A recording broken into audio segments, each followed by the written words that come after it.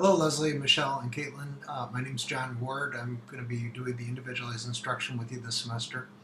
And this video is to introduce how I've got D2L set up and for me to talk a little bit about the course and the first module. All right, so as I mentioned in the syllabus, and by the way, the syllabus is now shared. I had put it on Google Docs and didn't share it immediately, but now it's shared and you can go in and look at it. I do mention in there that this is the first time I've taught this course. And so I think that has a plus and a minus to it for you. And maybe the plus is bigger than the minus, I kind of think.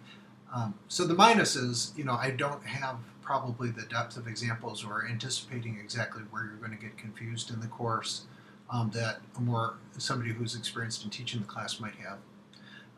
But a plus is that I'm not going to have probably a lot of assumptions about prior knowledge because I have so much prior knowledge, and so I'm going to be coming at things kind of fresh. And I think especially with a course like this that can get very theoretical, that could be kind of a plus. I have had the chance over the years to observe a couple different people, not Tim Mahoney, who taught it most recently, but a couple different people who've taught this course. And I see how they make so many references to so many philosophers while they're teaching in such a way that I'm saying, how could anybody possibly understand what you're talking about because they haven't read the people that you've read? So I'm not going to do that, hopefully, because I don't have that background of having done that so many times. So that brings me to the first intro module, and Brookfield is one of the readings that I gave for you. And that's a reading that I had found in my sabbatical I did about a year ago, and I did my sabbatical on teacher reflection, and you'll see some of that woven through the course. But when I first read that article, it's one of my favorites, and that's why I used it here. I wasn't challenged to think about it in the way that I've challenged you to think about it. So Brookfield says that a big part of critical reflection is hunting assumptions, and that can be kind of difficult because it might mean admitting that what you've been doing does not make sense. And so I ask you this question about when did you have an experience where you uncovered or came to realize something very important or fundamental, an assumption that you had that was guiding a lot of what you do just wasn't right, and what was that like? So since I'm asking you that question, I've been struggling with it ever since I wrote that question yesterday afternoon, thinking, well, what example would I share, and when was that true of me? And I was thinking, first off, I am able to think of a number of times, but I'm not sure which one would really fit this idea of what Brookfield's saying when it really made you rethink in a way that almost was hard because it made you feel bad about what you were doing before. And I did think of an example.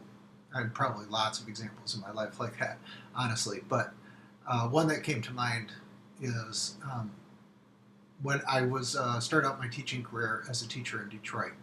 I was a math teacher in Detroit, and I was in a high school that was in a very, very impoverished area of Detroit.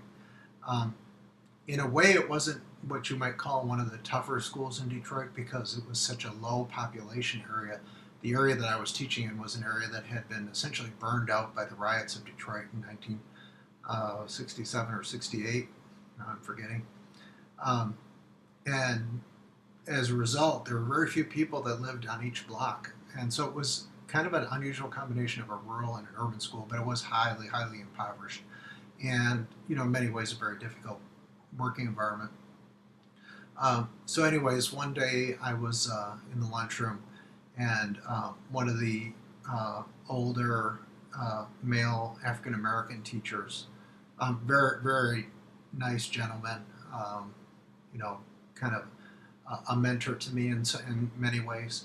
He asked me, he said something like, is your idea to come in here and try to save these children? And he didn't say it exactly like that, but that was the gist. I don't remember what he said, but it was a little more pointed in the way that he said it. And as soon as he said it, I knew that the right answer that I should give was, no, that's not what I'm doing. And so that's what I said, no, that's not what I'm doing. And he said, great. But in my heart, I said, you know what? That is what I'm doing. That is my mindset. And I realized that was wrong, because it created a sense of me being over the students, or a separation between me and the students. And it really made me realize that my whole purpose of what I was doing and have been doing for several years was really built on a weak foundation. Later, when I came to Millersville, had the chance to have lots of good conversations with Tim Mahoney, who happened to teach in a high school just a mile away from where I was teaching at just about the same time. And we both ended up at Millersville. One of his big things is to fight against that kind of missionary educator mentality, which does cause that problem. And so, in talking with Tim, I came to understand more in ways in which and why I was really not the right idea that I had at that time.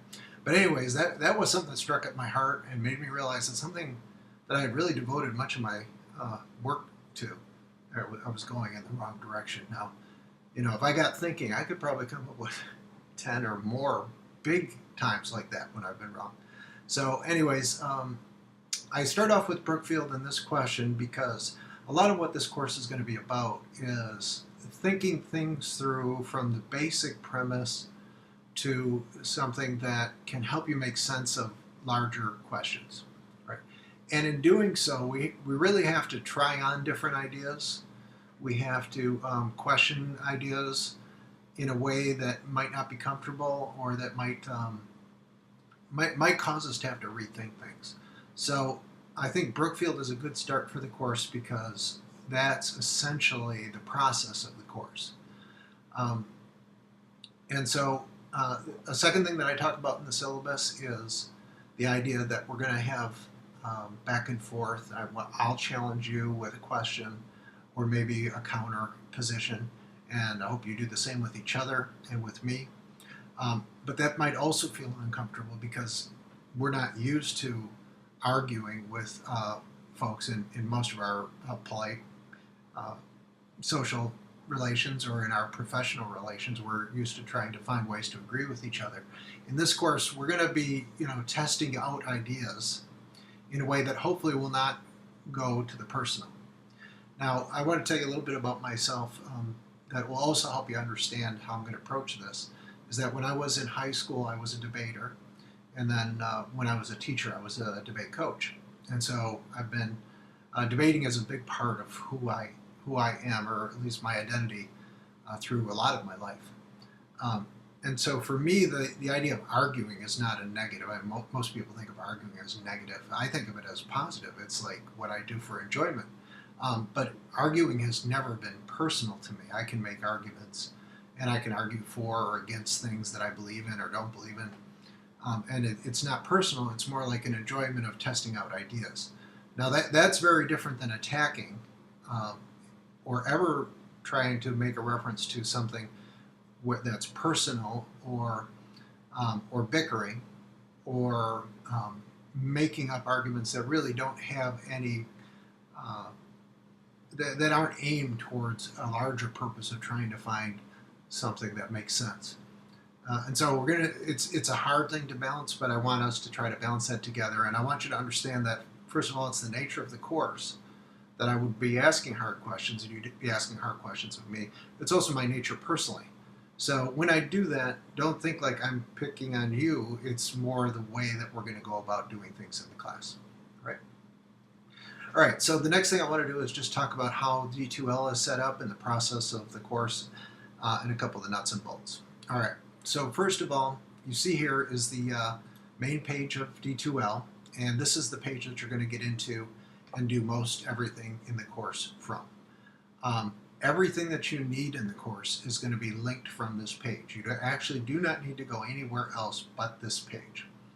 All right, and everything is organized into widgets. So the top widget up here is going to be where I'll have updates about the course, and especially videos like this one. And then the content of the course is in all these widgets right here. Now, if you haven't used D2L before, you can open and close these widgets. So as we get through the course, and if you have all these widgets open, you're going to have to scroll and scroll and scroll, but you can close the widgets and just open up the one you want. I'm also going to use a little color coding scheme to show you which widget we're currently on. So the widget that we're currently on is the first one, and it'll be in orange. Then I'll change that to a dark color and change this one to orange when we get there. All right. Some of you may want to work ahead, and there may be reasons why you're going to want to do that if you're, say, taking a trip with your family. And just let me know if that's coming up, and we'll work that out. But generally speaking, I'm not going to want you to work too far ahead, because this course is going to build from one module to the next. And it's also going to build by the interactions that we have. So if you say, well, I want to do, I'm going to spend all weekend working on this and do 2 or 3 modules and get ahead, that's really not going to work. So I'm going to release things kind of slowly unless you let me know that there's a reason why you have to work ahead, and then I'll work with you on that.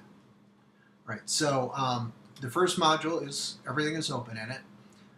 And the format of the first module is going to be a format that I'm going to use over and over, and I think the idea of using the same format just make it a little bit easier for the online, just like having a teaching routine. I'm going to have an online routine.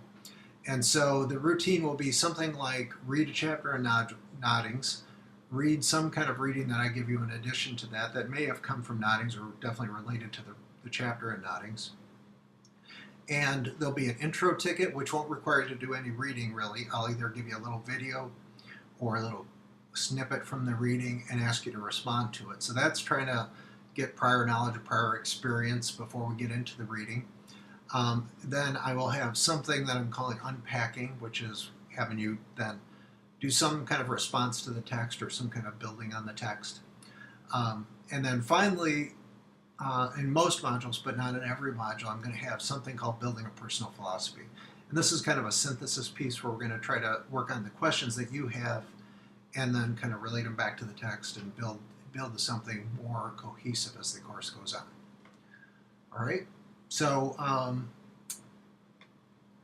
all the content of the course is here. Then obviously syllabus and assignments are here, and the syllabus is there and it's available now. And I'm going to keep updated here the upcoming modules, in the schedule, just so you can, like, where are we at? You can look at and see it there real quick. And then down here, there are going to be 2 assignments, 2 papers, or there's some actually alternatives for doing things other than papers down here. And I'm going to provide some additional readings for those assignments. So for those assignments, basically what you're going to do is you're going to write a paper or do a video like I'm doing, or some other creative idea that you might have to synthesize some of the readings that you've done around a particular question. So we're going to be working on the modules and discussions on questions, and then the paper is a chance for you to kind of synthesize your thoughts. And in addition to that, I'm going to ask you to focus in a little bit more on one area or another and read 1 or 2 additional readings related to that area. And I'm going to, if you have readings you want to do yourself, that's fine, but I'm going to provide you some extra readings down here, right? So when you do those, you're going to turn them in with this Dropbox, and that could be if you created something other than a paper, you could just put in that Dropbox the link to what you're doing. So again, everything you need in the course is linked from this home page, like even turning in your papers. You don't need to use these menus at all. Now, you can use these menus, but I want to tell you which ones you can use and which ones will lead you astray.